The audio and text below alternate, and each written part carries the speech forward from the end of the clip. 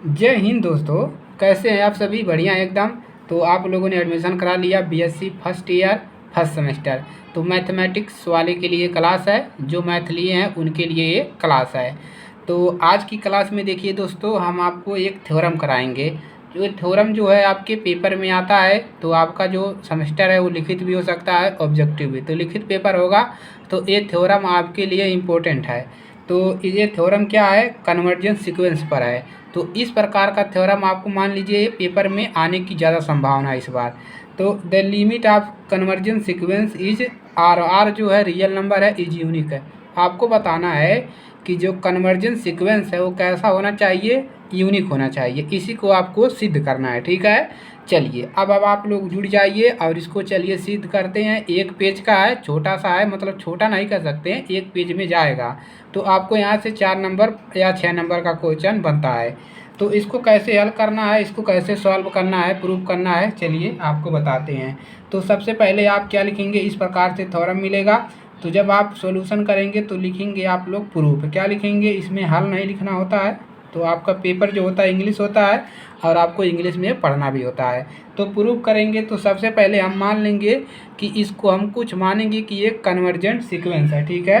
तो हम यहाँ पर क्या करेंगे, मानने का लेट करेंगे। लेट करेंगे कि हम ए एन लेट करेंगे कि ये मान लेंगे ये क्या है, कन्वर्जेंट है। बी कन्वर्जेंट, बी ए कन्वर्जेंट सीक्वेंस, हम इसको काम मान लेंगे। एक कन्वर्जेंट जो है सीक्वेंस है, किस में कन्वर्जेंट सीक्वेंस है? रियल नंबर में, इन आर। इतना हमने मान लिया कि ये जो ए एन है वो ये क्या है, कन्वर्जेंट सीक्वेंस है रियल नंबर के लिए, ठीक है। इतना करेंगे। अब क्या करेंगे, हम सपोज करेंगे। क्या करेंगे? सपोज। तो आपको इसी प्रकार से लगाना है, कोई गलती नहीं करना है। 2 से 3 बार इसको लिखोगे, 3 बार 4 बार, तो आराम से तैयार हो जाएगा। सपोज हम करेंगे, सपोज डैट। अब यहाँ से हम क्या ले लेंगे, लिमिट है। क्या लेंगे? Limit N tends to infinite.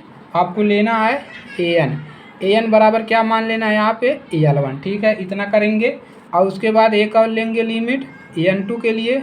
Limit N tends to infinite, और यहाँ पर भी आपका वही रहेगा एन बराबर यहाँ पर L2। तो हमने लिमिट ले लिया L1 से L2, ठीक है। इतना काम करेंगे। चलिए अब क्या करेंगे, अब एक आर्बिट्रेरी हम कोई आर्बिट्रेरी एलिमेंट लेंगे, ठीक है। अब आर्बिट्रेरी एलिमेंट लेंगे करस्पॉन्डिंग टू आर्बिट्रेरी एलिमेंट। इतना काम कर लेंगे। अब क्या लिखेंगे, देखिए जिस प्रकार से बताए हैं उसी प्रकार करिएगा, ठीक है दोस्तों। करस्पॉन्डिंग लिखेंगे, corresponding, corresponding to arbitrary, corresponding to a arbitrary, arbitrary, यहाँ पर ए आर रहेगा, ली। इसको लिखेंगे। उसके बाद क्या लिखेंगे, यहाँ से देखिए, यहाँ से आप लिखेंगे, देखिए साइलन अपान 2 लिखेंगे। एक किससे छोटा होगा, एक बड़ा होगा 0 से एटलीस्ट, और कामा एटलीस्ट लिखेंगे, एटलीस्ट। M1 लिखेंगे। एक यहाँ पर हम क्या मान रहे हैं, M1 M2 मानेंगे। M1 बिलोंग करेगा इसमें नेचुरल नंबर में, ठीक है। इतना लिख लिया। अभी यहाँ से हम क्या लिख सकते हैं, यहाँ से हम लिख सकते हैं कि स्मॉल एन जो बड़ा होगा M1 से एटलीस्ट। अब हम क्या माने हैं, ए एन लिखेंगे, mod of A N minus L1। उसके बाद ये क्या होगा, ये छोटा होगा साइलन बाई 2 से। समीकरण नंबर 1, समीकरण हम यहाँ से कितना बना देंगे, 1 बना देंगे। इतना काम करना है, ठीक है। आल्सो फॉर, अब इसके लिए, अब किसके लिए करेंगे, M1 के लिए हो गए, अब M2 के लिए करेंगे, ठीक है। तो यहाँ पर लिखेंगे आल्सो। इतना लाइन आपको याद करना है और आपको एक लाइन फ्री में मिलेगा फॉर, आल्सो फॉर। अब किसके लिए लिखना है, देखिए अब यहाँ पर दोबारा लिखेंगे वही काम। साइलन जो है अपान 2 बड़ा होगा 0 से एटलीस्ट, वही लिखेंगे। अब यहाँ पर लिख देंगे M1 था, M2 जो है बिलोंग करेगा नेचुरल नंबर में, ठीक है। अब दूसरा समीकरण क्या मिलेगा, वही मिलेगा। n जो है बड़ा होगा किससे, अब M2 से बड़ा होगा। n स्मॉल n जो होगा M2 से बड़ा होगा, क्योंकि ये नेचुरल नंबर में बिलोंग कर रहा है, ठीक है। अब देखिए, अब दोबारा लिखेंगे एटलीस्ट। क्या लिखेंगे यहाँ पर an, अब माइनस यहाँ पर क्या आ जाएगा, L1 है, L2 हो जाएगा। और ये छोटा है किससे, साइलन बाई 2 से। समीकरण नंबर 2 इतना मिल गया। चलिए अब आगे काम बढ़ाएंगे। इतना काम करने के बाद आगे बढ़ाएंगे तो लिखेंगे क्या, एज्यूम डैट। हम एज्यूम करेंगे m बराबर, तो यहाँ पर लिखिए एज्यूम डैट यम बराबर हम क्या मान लेंगे, मैक्सिमम यम का मान कितना हो सकता है, मैक्सिमम कहाँ से कहाँ तक, m1 और m2 माने हैं ना, तो m1 से m2 तक। ठीक है, इतना काम करेंगे, कोई दिक्कत नहीं। अब क्या लिखेंगे, क्योंकि हम जानते हैं कि n जो है m से छोटा है। ठीक है, तो वही लिखेंगे देयरफॉर n जो है m से छोटा है। ठीक है, m से छोटा है, बोथ द रिलेशन। अब यहाँ से जब n जो है m से छोटा है तो हम यहाँ पे रिलेशन देखेंगे, बोथ मतलब दोनों रिलेशन, बोथ द रिलेशन